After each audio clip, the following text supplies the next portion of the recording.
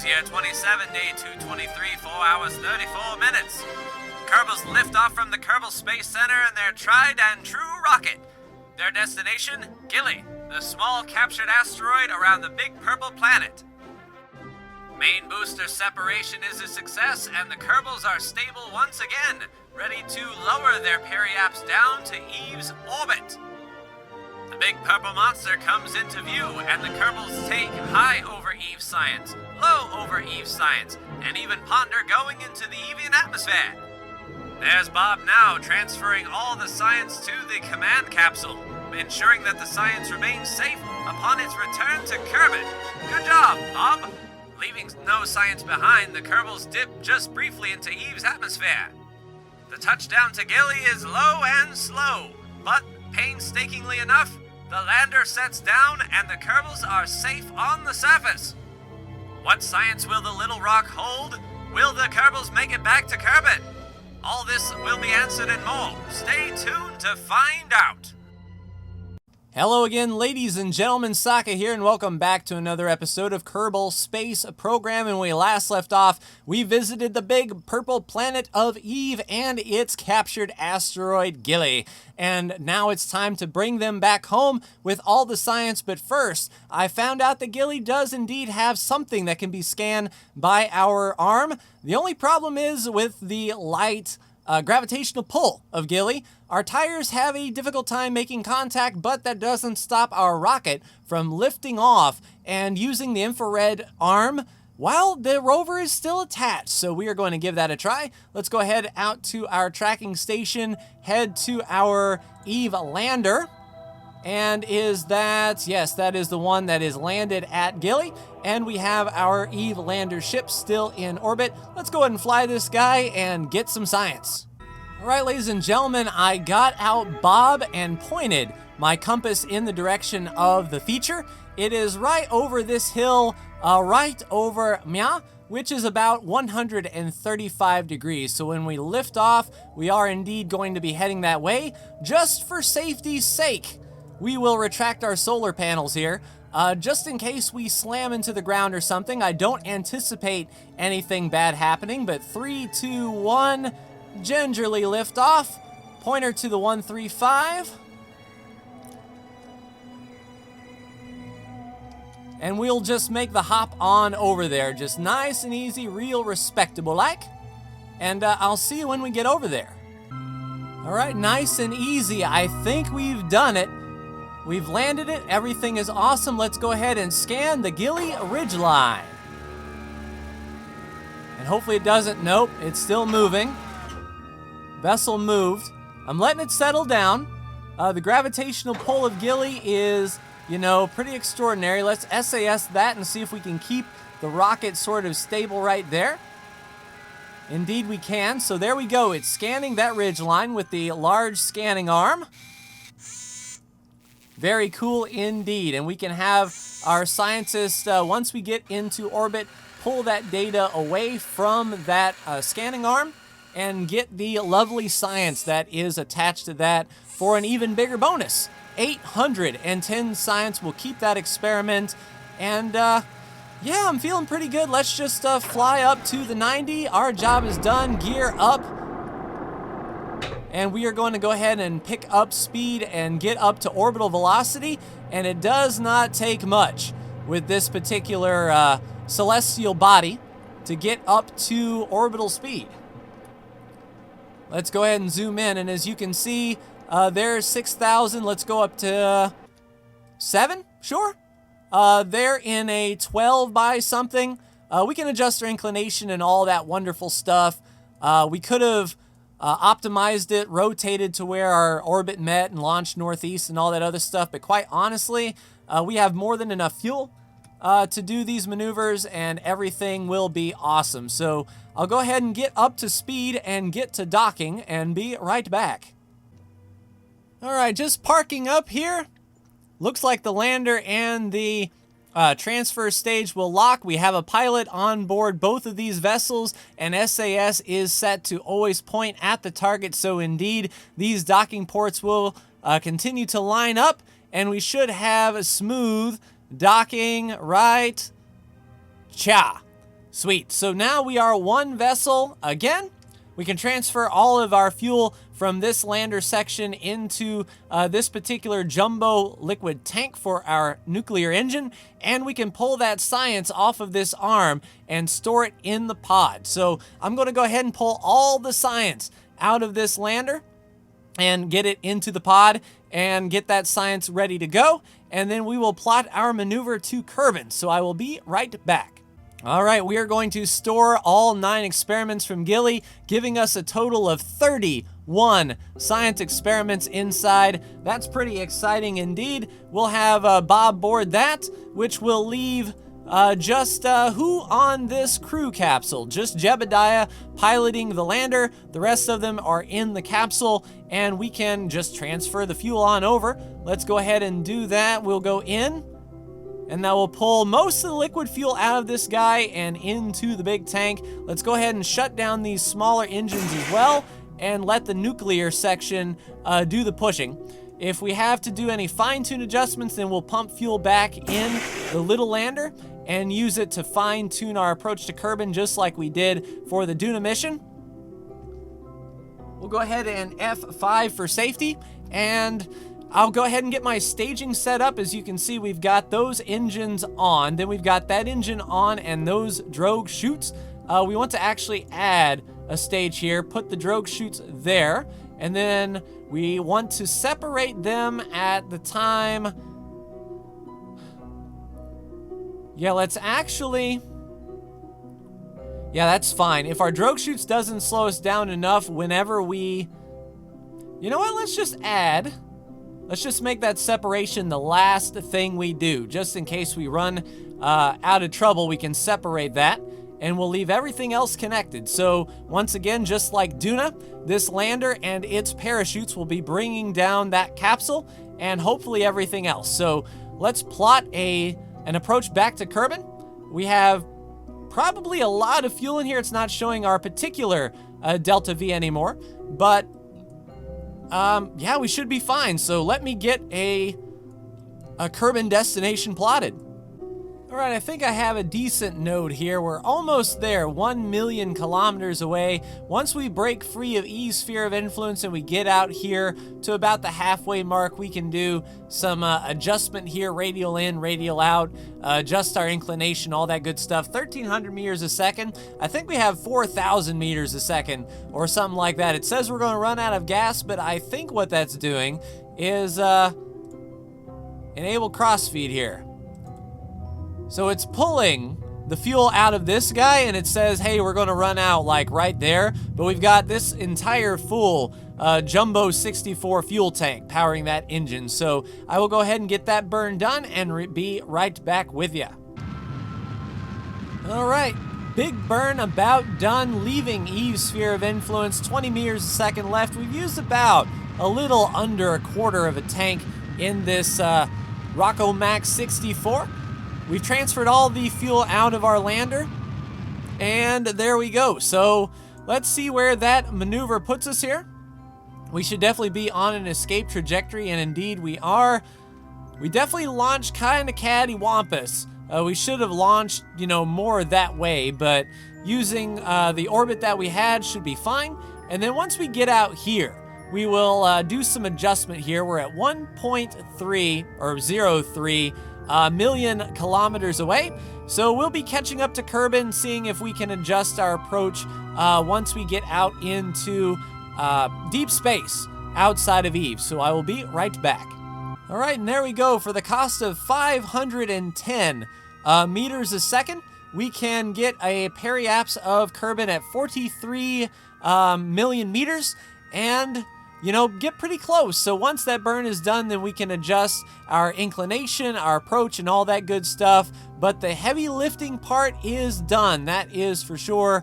And I'll see if I can reload this craft. It's still saying that we're using these engines down here. And I don't want to use those engines down here. I want to use this engine. So I'll F5 for safety, save the game, reload this craft, and see if we have an accurate representation of node time. All right, ladies and gentlemen, all I had to do was readjust my staging and move the nuclear stage down to the bottom. I drained all the tanks, and now we have a maneuver node set up that's going to take 4 minutes and 40 seconds to burn. It's only going to be 532 meters a second, but that will get us a Kerbal periapse of 56 million meters, and we can fine-tune adjust from there. So I will go ahead and get this burn done and be right back with you. All right, coming down to main engine cutoff, 20 seconds or so left in the burn, and that should put us right on an intercept course with Kerbal that we can refine and amend as necessary. So 0.0, cutting the engine right off. That should be bang spot on, and indeed it is. So we have an encounter at Kerbal here in 114 days, 3 hours and 1 minute.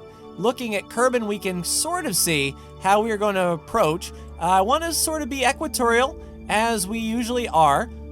No, don't add a maneuver. I want to view from Kerbal's perspective, please. All right, let's set that as the target.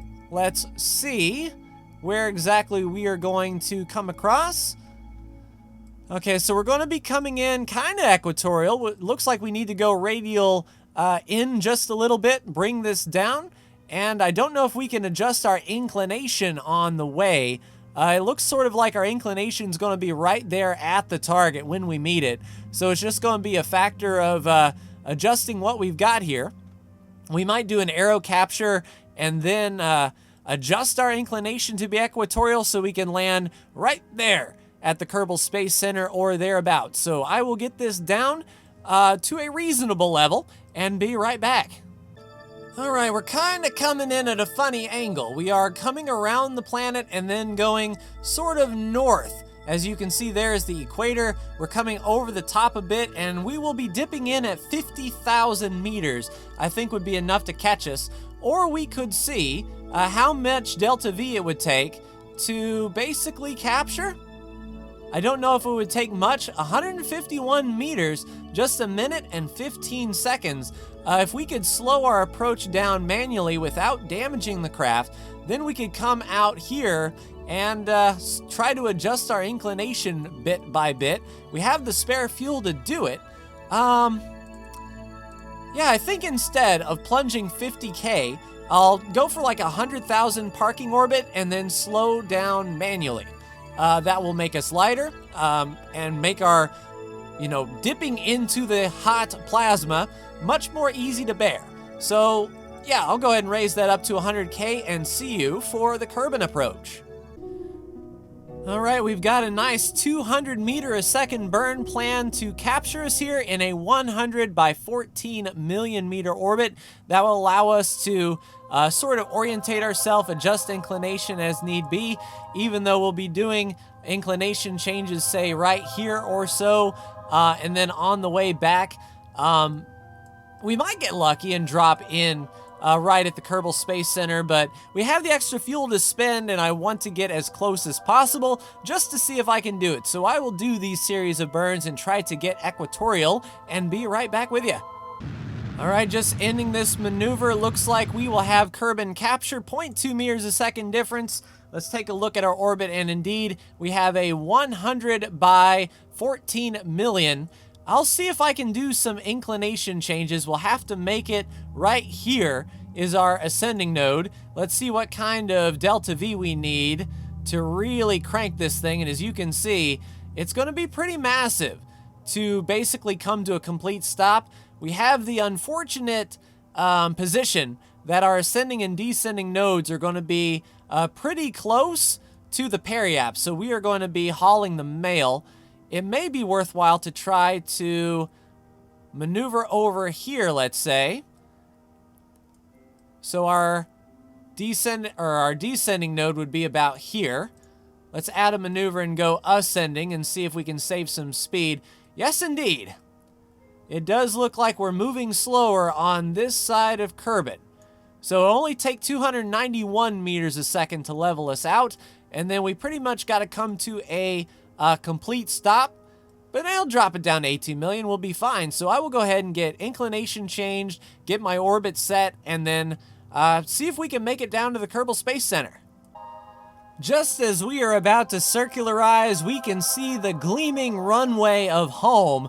I'll go ahead and complete this maneuver because there's no way we're going to be able to stop on a dime and fall to the Kerbal Space Center, but this will leave us with 1,000 meters a second to maneuver with after this 6-minute, 6-second burn. And then we'll just have to pick and choose our landing spot, so I will see you for re-entry. All right, should be coming down this time. We're going to go over the Kerbal Space Center. As you can see, I'm aiming a little bit further down range. We can use our engine to slow us down, hopefully get within drogue chute territory. I don't know what my altitude is going to be right here. Perhaps I should lower this just a little bit to maybe 20K, something like that. That way we are sure that we're interacting with the atmosphere about here. And then once we get closer to this continent, I'll just slam on the brakes. We have 800 meters a second of fuel left plus drogue chutes, so we should be all set up. So I will retract these solar panels when we get closer to the atmosphere and be right back for re-entry.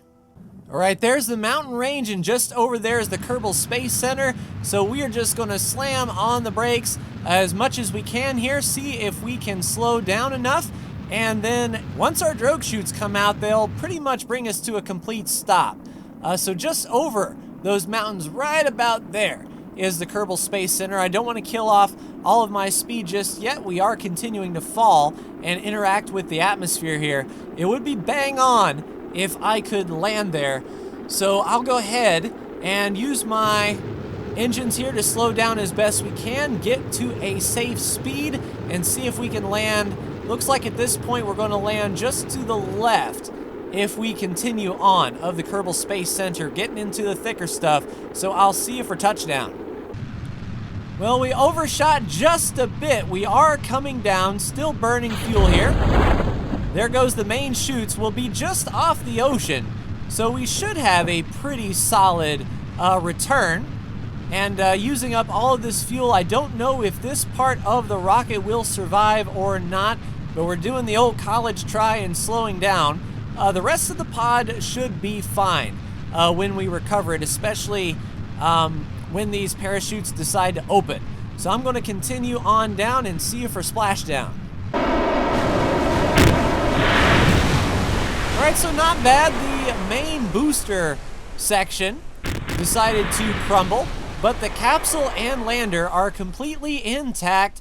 Sure, we have a nuclear engine floating at the bottom of the ocean right now, but that is fine. We will go ahead and recover this vessel and see how much science we have to our name. It's going to be extraordinary. I don't know if we're going to complete the tech tree this time around, but we will be close with all of the stuff that we are going to get. Drum roll, please. 6,096 science earned.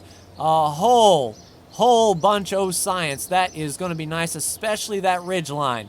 So that was well worth it indeed. We got 37,000 bucks, 96.3% of the value from all of our stuff, and our crew has all advanced to level 4. Pretty awesome stuff. So 6,300 science to spend. What are we going to spend it on? Well, we've got these 550s that we can buy. Let's just go down here to 550, 550, 550, 550. We are just 1,000 science away. So we've got 58 science left and 1 node to unlock the aerospace tech, which is the Rapier engine. So we're going to do one final mission, one that can definitely net us 1,000 science. I'm guessing we're going to take that rocket that we just took to Eve, and we are going to go to the Joule system, see if we can bounce between a lot of the moons, get as much science as we possibly can from it, and retire as heroes. So just a few episodes left to go in the Breaking Ground playthrough, ladies and gentlemen. It has been fun indeed.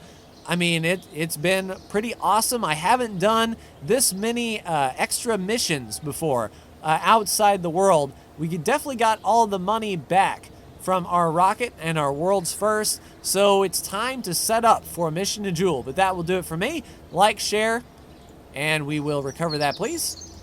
And subscribe if you are so bold. Thank you so much for tuning in, and I will see you for the final mission of Kerbal Space Program. Take care.